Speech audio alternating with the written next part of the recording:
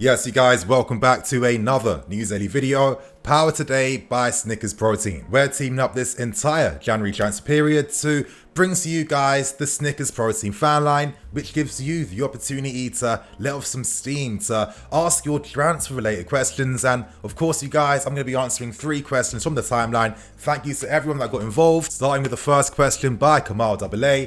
He wants to know who should be the priority signing made in this next summer period. In my opinion, I've been stressing it for a while, but it really feels like we really need to sign a CDM. You know, the Premier League is intense, it's powerful, it's fast, and midfield is key to winning games. You look at every big team that's won things in the Premier League, and one of the key components of winning was having the right midfield behind them. So I do feel like with our midfield, it's like we have one midfield for one team, and when I look at our midfield, I kind of feel like, you know, half these guys are meant for one style and the other half are meant for a completely different one, and it's no surprise to me why these tactical inconsistencies do show up. So I do think we need to sign a CDM, because when Kante goes, things look poor. Moving on to the next question by Stevie M. He wants to know whether the Haaland deal might be jeopardized if Lampard did not remain. And, you know, as I said in the video just covering that Haaland story, this is a club signing. This isn't based on Lampard. So if Lampard wasn't here, that wouldn't affect things. And to answer the final question by Killian, he wants to know whether it's possible to outsign bad tactics. And for me, it definitely is. And that's one of the main reasons behind the transfer window, because, you know, if managers have a certain style of play, any manager in general, to achieve that goal, they need to have the right players at their disposal tactically that can help fulfill the strategies. So 100% the right players for the right systems are the reasons behind a team's success. And of course, you guys, thank you to everyone that sent their questions in. If you want your questions answered in the next News Daily video, all you have to do is follow me on Twitter at BlueLinesTV, and of course use the hashtag FanLine followed by your question too. And before I go, you guys, on the 1st of February, on Monday, I'm going to be on a transfer deadline day live stream powered by Snickers Protein. This will be on Ball Street's YouTube channel, so you guys get involved. And while you're at things, why not have a Snickers too, you guys? So without wasting any more time, I'll be discussing 3 stories today: Tomori, Upamecano, and a young Ligue 1 CDM sensation that the club are strongly interested in signing. So you guys, we've got a ton of things to break down. I hope you enjoy it. And to kick things off, we'll speak about Tomori first, because he is set to sign for AC Milan on loan today. Reports came out earlier today suggesting that he has already been registered at AC Milan in time for their matchday squad against Atalanta this weekend. Now, originally Milan did propose an 18-month loan deal followed by a 30 million option to buy. Things did progress, things did evolve, and for the final deal, Tomori is going to be out on loan for 6 months with an option to buy at the end set at 25 million plus 5 million in add-ons. For me, this is a great move for him, and it tells us 2 things. Number 1, the club still want Tomori potentially on the books, and if he does perform in this 6-month spell at AC Milan, of course there's an opportunity for him to come back to the club, and then we can see what happens. And for the second reason, it could potentially confirm that the club might feel they have strong potential coming through from some of the great young centre-backs like Mark Guy, like Corwin, and of course Mbuyamba, who, you know, Lampard has been a massive fan of and was one of the main reasons behind why Mbuyamba left Barcelona to sign for us. So all I can say is good luck to Tomori.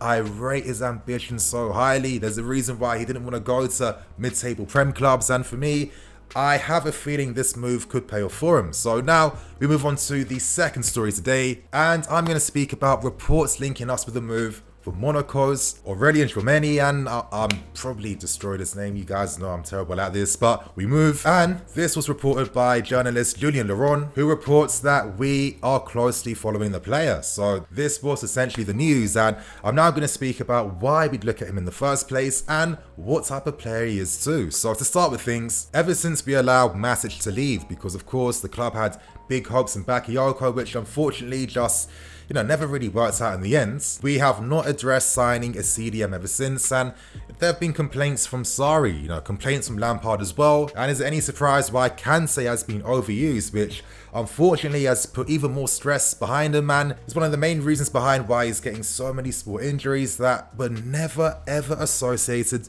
with Kante for many years. Anyway, Tchouameni is on the short list for CDMs, and he follows alongside players like Declan Rice, like Zakaria, and of course Kamara at Marseille as well. Rice does lead things at this point in time, but this does not necessarily confirm that we'll put all our eggs in one basket.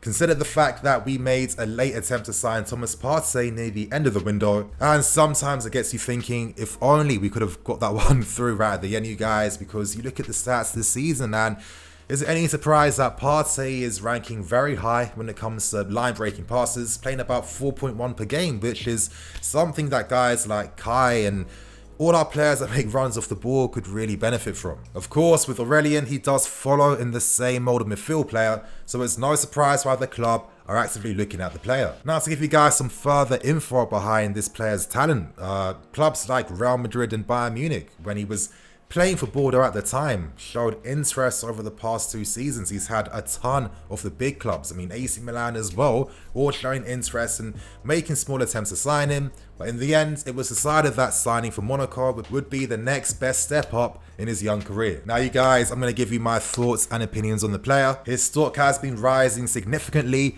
ever since he signed for Monaco, and this season, it's no surprise that he's had the most appearances out of any player playing for them in Ligue 1. Now, what type of player is he exactly, Nini?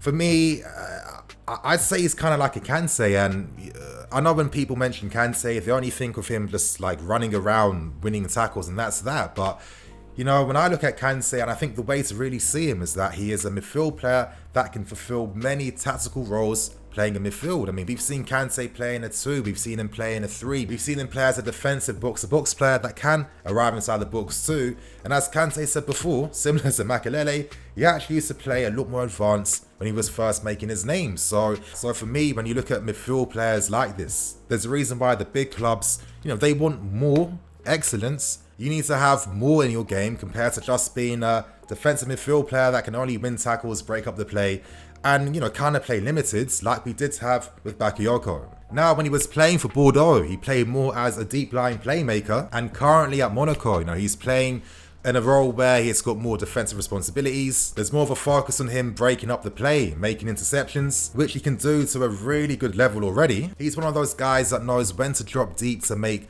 a makeshift back 3. He knows when to leave his position to press and win a tackle. When he wins tackles with conviction. And on top of that, it's his overall game. I mean, for example, when he's in these positions winning the ball, because he's got excellent technical ability, because he's got great tactical ability too. He can then play a line-breaking pass, he can then support the overloads out wides, he can play 1-2s and even carry the ball and, you know, attack the spaces as well. He's got that perfect physique alongside a great intelligent brain, and of course a technique to match.